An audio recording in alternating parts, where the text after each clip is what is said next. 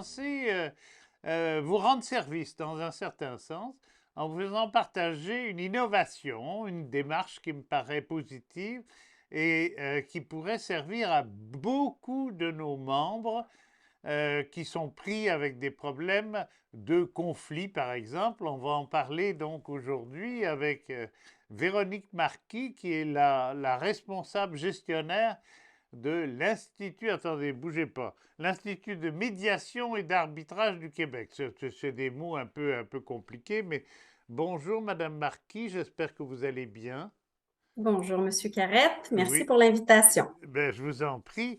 Alors, d'abord, à quoi ça sert la médiation? En fait, à quoi ça sert la médiation? Je pense que ça peut apporter une solution, ou du moins ça peut permettre aux parties de tenter de trouver une solution et de prendre part à cette solution-là dans les paramètres qu'ils décident eux-mêmes. Et il faut que ça soit consensuel. Donc, c'est les deux personnes qui vivent un différend, un conflit de toutes sortes de nature, qui arrivent à s'asseoir avec l'aide d'un tiers neutre pour trouver une solution qui va être mutuellement satisfaisante. Donc, ça peut servir à ça, la OK. médiation. Alors, comment ça marche? Bon, allons-y. Alors, l'IMAC, au fil je dirais, dans les 5 dernières années, on a développé des outils pour justement, pour les aînés. Ces outils-là peuvent aussi être bons pour n'importe qui. Mais on voulait vraiment aider les aînés à prévenir les conflits, puis à essayer de savoir c'est quoi, qu'est-ce qu'on a là, comme à notre disposition si on en vit un, puis comment est-ce qu'on peut arriver à obtenir de l'aide, puis éventuellement aller en médiation.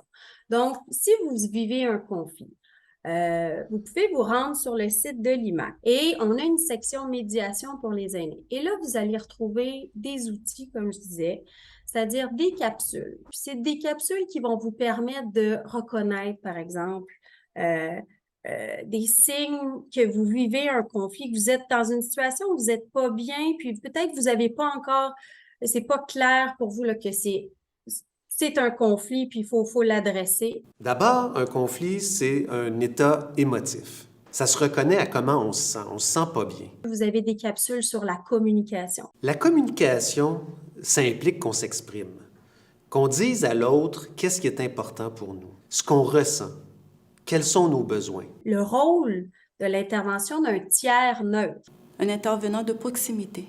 Il aura le rôle de facilitateur. C'est-à-dire, il va accueillir les personnes qui croient être en situation de conflit. Il va les écouter pour comprendre leurs points de vue respectifs.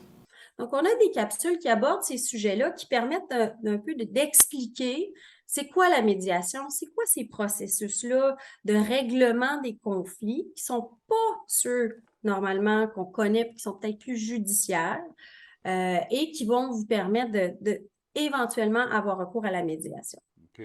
Et puis, juste pour continuer, ce qu'on a vu au fil des années, parce que ça fait, comme je disais, là, 5 ans qu'on travaille avec les aînés et les personnes qui les côtoient.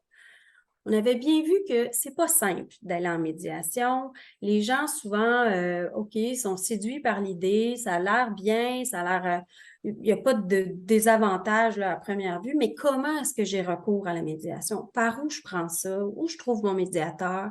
Puis comment est-ce que je vais faire pour inviter l'autre personne avec qui j'ai un conflit, à qui je parle pas, ça fait des semaines, des mois. Les ponts sont brisés pour l'inviter à aller en médiation. C'est quand même gros là, comme pas à franchir. Donc, ce qu'on a fait, c'est qu'on s'est dit, bon, ben nous, on va offrir ce service-là aux aînés. On va leur permettre de nous envoyer un formulaire en ligne, c'est très simple à remplir, où ils expliquent leur situation conflictuelle. Ils nous donnent les coordonnées de cette autre personne-là. Et nous, à l'IMAC, on va rentrer en contact avec cette autre personne ou organisation. Des fois, comme je disais, ça peut être avec les membres d'une résidence, des employés ou gestionnaires. Mhm. Puis, on va leur expliquer, écoutez, cette personne-là, elle a fait une demande pour une médiation. Voici ce qu'est la médiation, les avantages. Et on aimerait savoir si vous êtes intéressé à poursuivre dans cette démarche-là avec cette personne-là. Si oui, voici les conditions, les frais, et nous, on va vous assigner le médiateur. C'est ça aussi la deuxième partie du service d'accompagnement, c'est qu'on assigne le bon médiateur en fonction de la nature du conflit. Un avocat, ça coûte très cher et c'est très long, puis on a l'impression des fois que ils allongent la sauce parce que la facture s'allonge en même temps. Vous êtes moins cher, vous êtes moins lent. C'est connu, la médiation, c'est plus rapide. Il y a moins d'étapes à franchir. Il faut que les parties s'entendent pour résoudre un différend, puis après ça, choisir le médiateur. Et après ça, sont maîtres du déroulement. Là. Il n'y a pas OK, d'autres intermédiaires. Donc, c'est plus rapide. Oui, c'est moins coûteux parce que justement, c'est plus rapide. Dans le cadre précis qui nous intéresse, le service d'accompagnement qu'on propose, on offre un bloc d'heures, donc 5 heures avec le médiateur, et les frais sont répartis de façon égale entre les parties. Ah oui. C'est comme ça que ça fonctionne normalement en médiation. C'est que les coûts sont assumés de façon égale. OK. Donc, les deux parties se les séparent. Oui. Et dans notre cas précis, c'est pour 5 heures, c'est 500 $. Donc, chaque partie aurait à défrayer 250 $ OK. pour 5 heures d'accompagnement avec le médiateur. Comment ça se fait que ça n'est pas un service public? Ça a déjà été dans le cadre de projets pilotes, on a offert des services de médiation gratuits. Oui.